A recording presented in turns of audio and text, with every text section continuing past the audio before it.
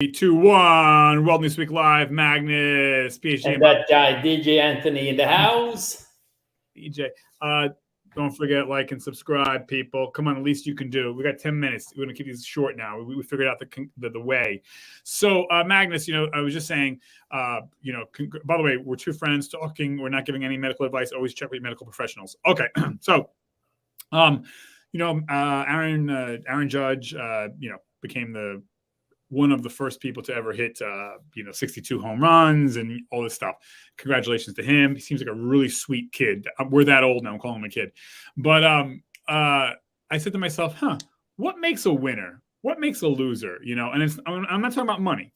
So, you're an athlete and so am I. Obviously, we don't play on Aaron Judge's level, but the ethos and the mentality is the same. So, for me, I would say what makes a loser, and I want your opinion, I'll throw it out there, but what makes a loser is, we'll do that first, is somebody who makes excuses, someone who makes excuses, and someone who's a pessimist.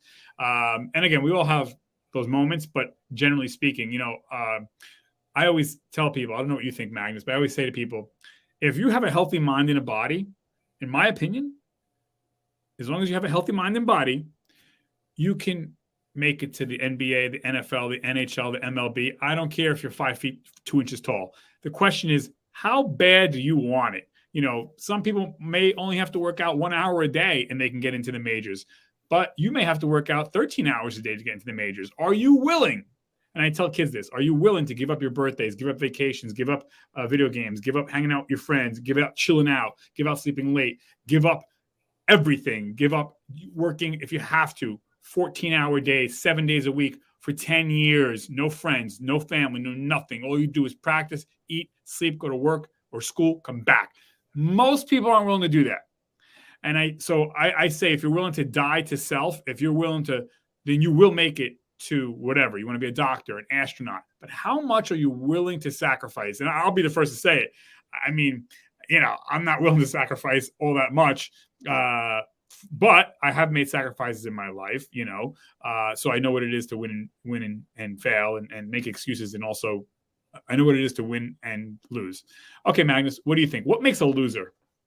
So, to be honest, I would rather divide it into this. I mean, to be able to win or lose, you have to play the game, right? But I think that, I would rather divide it into players and then quitters, because, and this is the mindset you can have. Well, quitters never lose. Yeah, but quitters never win either. So, they're not even in the game. It's like saying, I want to win the lottery and not having a ticket. You're not even in the game.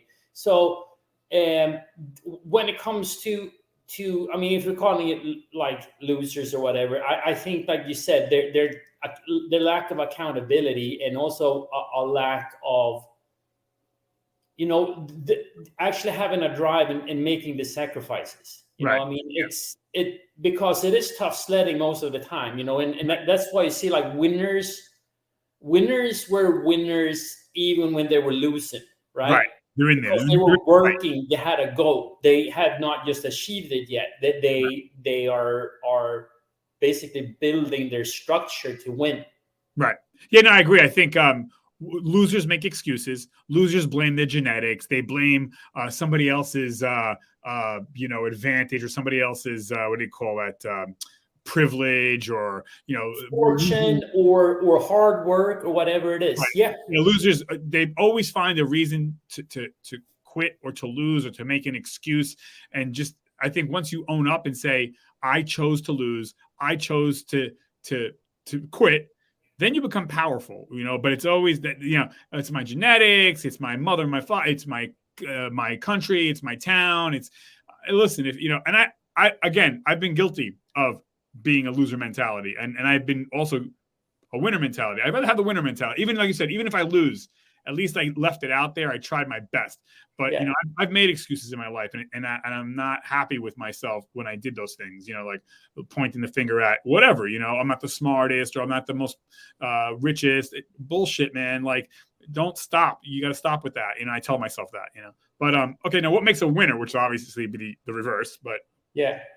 No, so what makes a winner?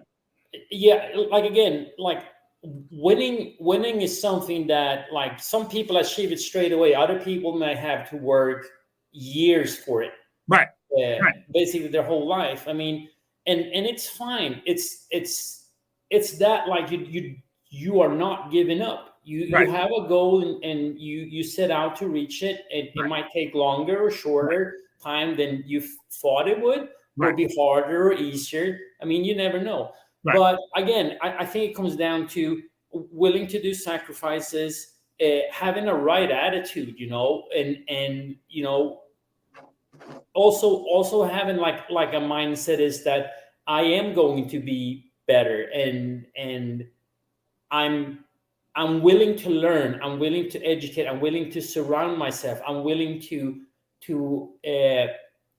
get a hold of mentors, coaches, whatever it is, Right. to Yeah.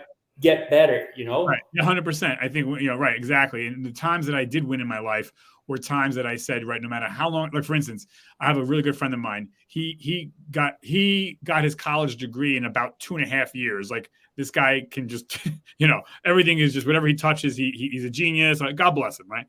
Then there's me. It took me 10 years. To get a 4-year degree. But Yeah. I got my degree just like he got his degree. But if I didn't tell you, you would think, oh yeah, Anthony and him, they're both smart. No, I know. I'm not this. I'm the lowest ranking, almost the lowest ranking person in my graduating class in high school. But I went and I grinded it out for over 10 years, and I went on to graduate school. And I'm not the smartest, so I had the lowest SAT score, and my family had no money, so I can give all these excuses why I should have lost, But I said, no, screw that. If I have to go to school till I'm 95, so be it. I'm going to get this degree. And it was more of a challenge. That, you know what I mean? So anyway, But when you look for excuses, it really burns my ass when I hear young people, I had a person that I knew in my life said that they wanted to be a rap artist, And I was like, oh, that's awesome. Whatever I can do to help you out, I go, but what are you willing to sacrifice? He's like, oh yeah, everything. Okay. So what are you doing to, start this career? Oh yeah, I'm just writing, okay. How long do you write a day? A little bit. What's a little bit? Maybe 10, 15 minutes. That's it. I go, listen, if you want to be a rocker, a rapper, or whatever, you're going to have to put in, minimum a 10-hour day, 7 days a week. I specifically told this person, you need to get on a bus, go into New York City, find the recording studios, literally knock on doors, okay, and tell them, I want to be the coffee boy. I want to work for free, internship. That's how you get into this thing, okay? You're not going to get into it laying in your fucking bedroom, writing a couple lines every day. You don't want it. You're full of shit. But anyway. Yeah, I mean, just like when it comes to like artists like that, I mean, you need to be a writer to start out with, I mean, you need to be able to have a story to tell, be able to use word to describe it, so it's interesting for other people to listen to it or read it. So I mean, sitting at home and playing video games, are you going to rap about video games? Like, if you are, and if you're good at it, like, fine. I like, why not? It's 100%. It's funny now, and this is along the lines of like, what is success and what is a win and what is a loser.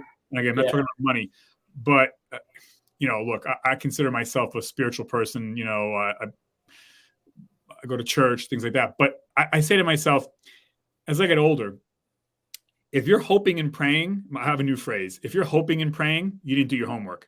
Okay. When you do your homework and you study, whatever that is, you don't need to hope and pray. Like when I would fail tests going into high school, like I would hope and pray. You know why I hoped and pray? Because I didn't put any effort into fucking studying the night before. Of course. And then I've been there myself. Right. But the moments I did study for days and weeks prior, magically, I didn't have to pray and hope. I just, boom, A+. You knew you were going to ace it. Right. And that's anything in life. People hope and pray so people who do their homework don't have to hope and pray. So again, God bless God. God bless the people. Nothing against faith, but it's just, when you're hoping and praying and when you're pointing the finger and, I have this disease, or I don't have this money, or I didn't come from this privilege, man, kiss my ass. Like, you know what I say too? If you are standing on American soil, period, illegal or not, if you're standing on American soil, you have advantage over arguably, easily 1 billion people, because most of India, you're going to have an advantage over by just standing on American oil. Most of China, you're going to have an advantage over by just standing on American soil. So never mind race and religion and money. So everyone forgets, like, we live on a globe, we live on an earth. And if you're on American soil, you have an advantage over arguably 2 billion people by just standing on American soil, so probably more. Oh yeah. But again, and I get it, we all have heartache. We all have disadvantages. Some have more, some have less. But, it's relative. How bad do you want it? And if you're in America, if you want it badly, whatever that may be, you want to be a teacher, you want to own your own shoe shining store, you want to be a hot dog vendor, you want to be an astronaut, whatever. If you're willing to die to self and you have a healthy brain and a healthy body, even physical disadvantages I've seen. There was a guy, speaking of baseball, he was a Major League Baseball pitcher years ago. I think he might have been in the Yankees. He had no friggin' hand. Like, he had one hand. So this guy, best believe it, this guy wasn't crying about, I don't have. He just did it. You know what I mean? He grinded it out over decades. And I think we look at Aaron Rodgers, right? We say Aaron Rodgers, he's a football player. Aaron Judge. And we say both of those guys. But we say, oh, look at them. They're just great. No one saw the sacrifices they made, the parties they missed, the lives they missed, the darkness, just the grinding day after day, year after year. You played, in the majors. Struggles. Yeah, people just think like especially mental struggles. Yeah, they see Aaron Rodgers and Aaron Judge just show up. Hey, they got lucky. Like, are you kidding me, dude? Like, but again, anyway, so that's 11 minutes now. But Magnus, is there anything else you want to add before I wrap this up? And again, like, mindset comes to play in this. Like, you need to have the right mindset, and also having an understanding what you considering winning is. Like, you don't listen to everybody else. Listen to and figure out what winning is in your book. Right. Yeah. By the way, if winning is hanging out, watching Netflix, and playing video games all day long, and honestly, if that's your goal in life, and then you won. You know what I'm saying? God bless you. You know what I mean? Yeah. Don't bitch and complain that you're not. All right. So, anyways, that's it, everybody. Thank you. Hey, we got another bunch of shows coming up. I'm signing off. 5, 4, 3, 2, 1. Later.